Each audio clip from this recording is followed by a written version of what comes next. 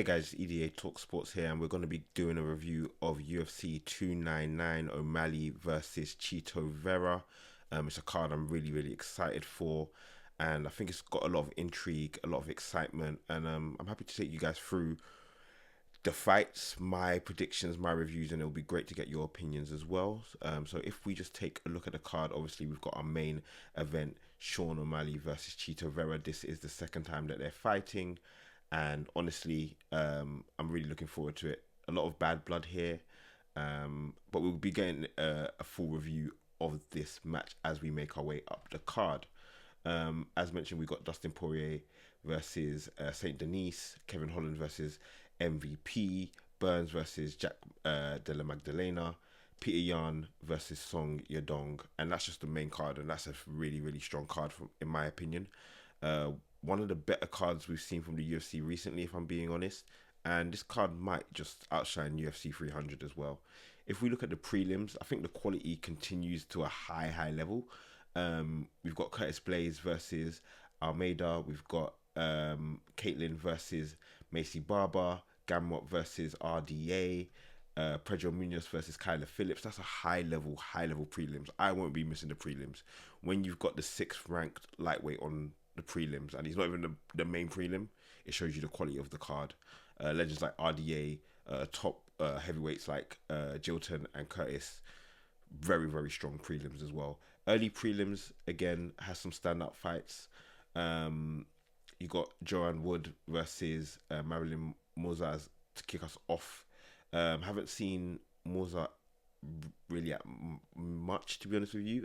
Joanne Wood I've seen, and she's been having a bit of a hard time recently, but yeah, always got to support the Brits. I think looking at the early prelim, the fight that stands out to me is Michelle Pereira versus Olejacek, and I think it's gonna be a real fun fight. Pereira loves to come with his kind of dynamic style, quirky style, big striker, big for the division as well.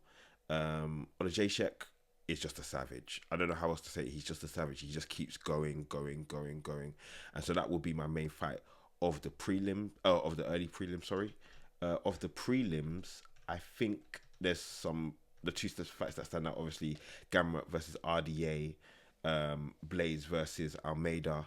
I think starting off with Gamrot versus RDA, Gamrot being the 6th rank lightweight and being on the prelims, not even the main prelim, says a little bit about his fighting style and how it's probably perceived by the UFC, if I'm being honest with you.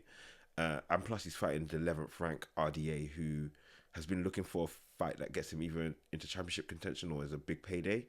And I think he's kind of got that with Gamrot. Gamrot beat Fayaz recently, which was a heavily contested lightweight matchup, and he's shown his quality. He's got a great ground game. I was always a bit suspect about his striking, still am to a degree. RDA is very well rounded, and yeah, I love this matchup.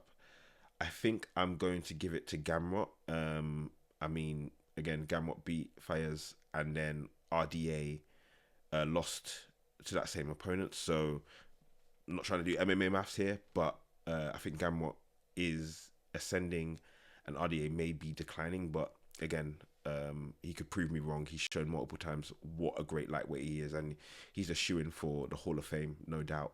But I'm going to go with Gamrot, and I'm going to go Gamrot by decision. Curtis Blades versus Jalton Almeida. Again, great fight. Curtis Blades, we know how good of a wrestler he is.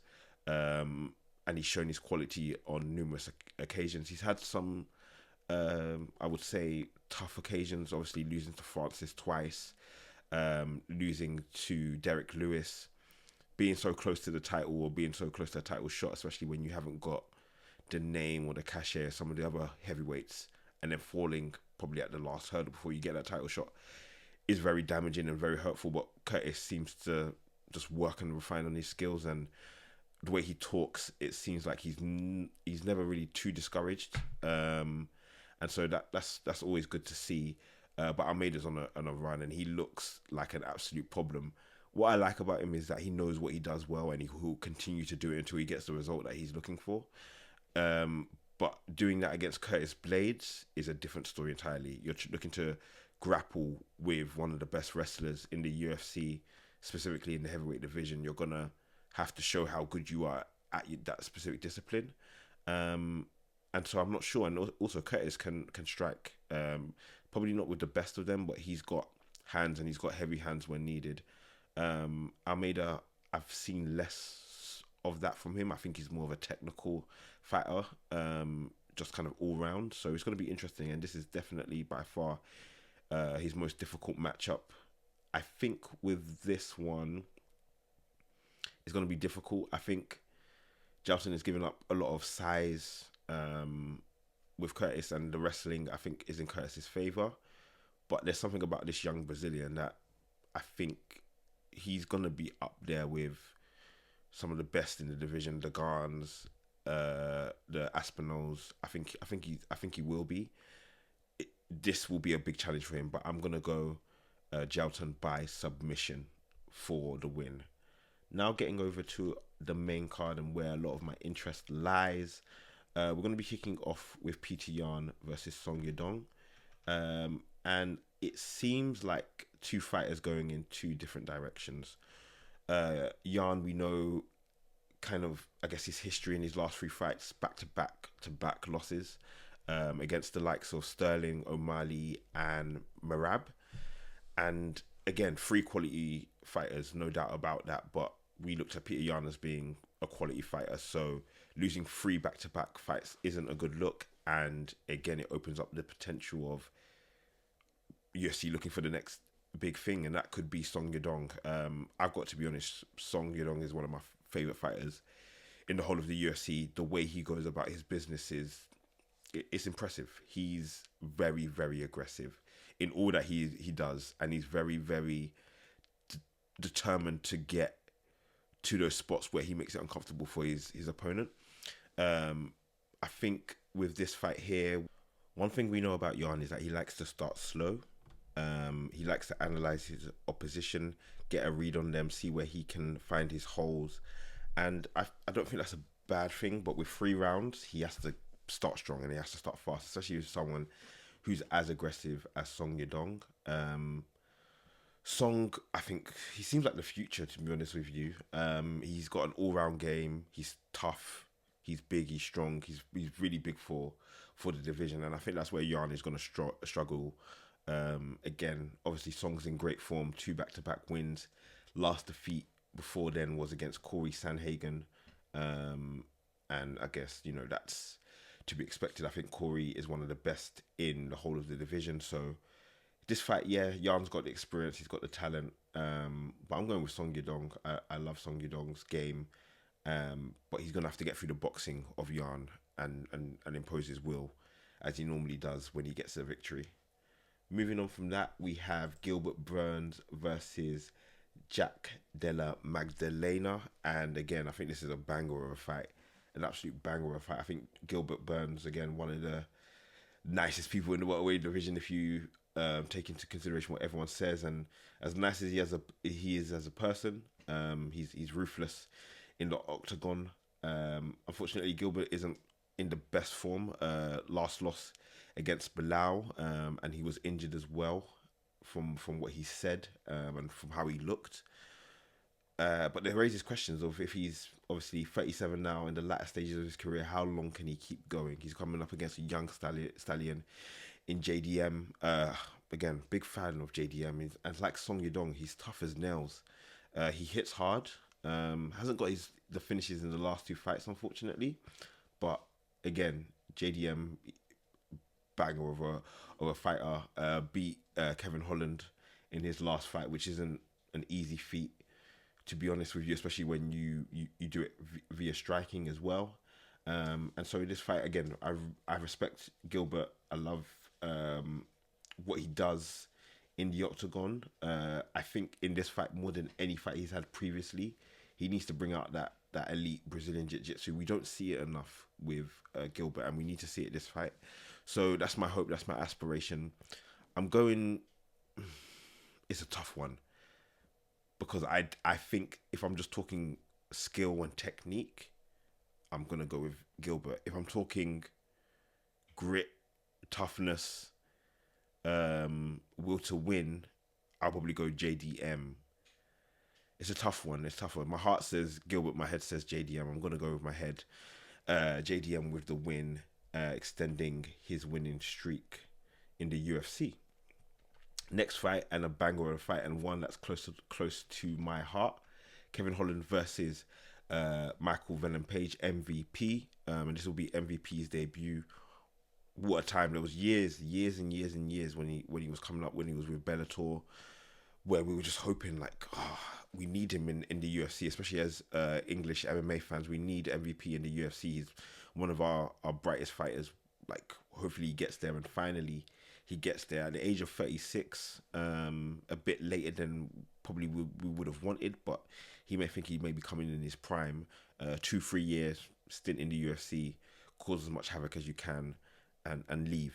And so this is a tough fight to start off with. I mean, coming in against Kevin Holland is not easy. I think, even though I think Kevin has some deficiencies in his game, he's tough and he's hard to fight against. As mentioned, he lost to JDM in his last fight, and he's 2-3 in his last 5, which isn't great, obviously. But I guess Kevin's there for the spectacles. He's not picking fights. He's going after the biggest paydays. He wants the most exciting fights, and whoever's going to pay him best, he's going to fight them. So he doesn't always get himself in the most favorable matchups, which is understood.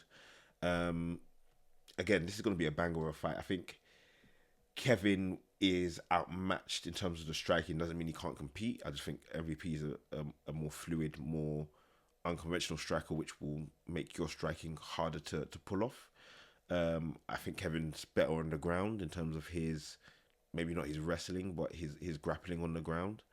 And so yeah, it's gonna be really interesting to see how that goes. And I'm very, very interested to see who's gonna come out on top. I think for me, again, it's hard to bet against Kevin Holland, especially in a fight where MVP will be tested himself. But I'm going to go with MVP. Next fight, and the co-main event, Dustin Poirier versus Saint Denis. Again, this is going to be a banger. 2 guys who come to fight each and every time. Dustin, who in his last 3 has only won 1 against Michael Chandler, and the losses against Gaethje and Oliveira. And again, it's going to have an impact on him, especially at the age of 35. He's not at the early stages of his career, and it's something that he's spoken about. Actually, the fact that he's not young, he's not at the beginning of his career, he's towards the end of his career, and you know, the remaining fights are few and far between. And for me, being a big DP fan, he's been amazing in the octagon. I think I've come to appreciate him more and more as time has gone on. I think he's proven to be a good striker, showing that he can do it off the ground as well. Obviously, not against the highest level wrestlers like Khabib and Islam. That's a different kettle of fish. Oliveira as well. That's a different kettle of fish. But people who aren't as proficient on the ground, he's taking them. He's taking necks, and he's getting submissions where required. Saint Denis, I've seen a little bit less of. Watched his last fight against Favola. He's on 5 wins. He's on an amazing streak, and UFC might be building up their next French superstar for the next time they come back to Paris. He did lose his debut, unfortunately, but since then he's been perfect. But this is a step up in competition. He hasn't fought anyone on the level of Dustin, and he may be in for a rude awakening. For me, again, it's very difficult to pick a winner here, given the great form that Saint Denis is on. But I'm going to go with Poirier here. I think experience will shine through, and I think he's not an easy person to take out. Only the best of the best take him out. And if Saint Denis is that, he will take him out. But I think Dustin will shine, and I'm hoping he does shine, because I think there's a couple big matchups out there for him as he ends and kind of winds down his career. And now we're finally at the main event. Sean O'Malley versus Marlon Vera. And again, big fight. This is the second time these two are fighting. Last fight between them ended in, I guess, Marlon taking him to the ground and destroying him after the leg injury. and through again the leg kicks, and it was quite funny because Sean went on for months denying that he ever lost. He's like, no, I'm still undefeated. I'm still undefeated, which I found hilarious actually. But I guess that part of that mindset takes you to the championship. That you sometimes you have to be so delusional that you can believe whatever you tell yourself. And Sean tells himself he's undefeated. Sorry, that Marlon didn't really beat him, and I mean he did beat him, unfortunately.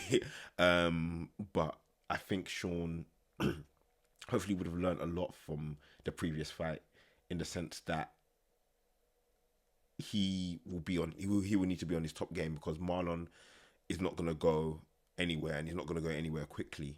One thing I've noticed about Chito is it's not like he starts slow in the same essence as Yan, but as the fight goes on, he gets more and more, I guess, brutal, more effective.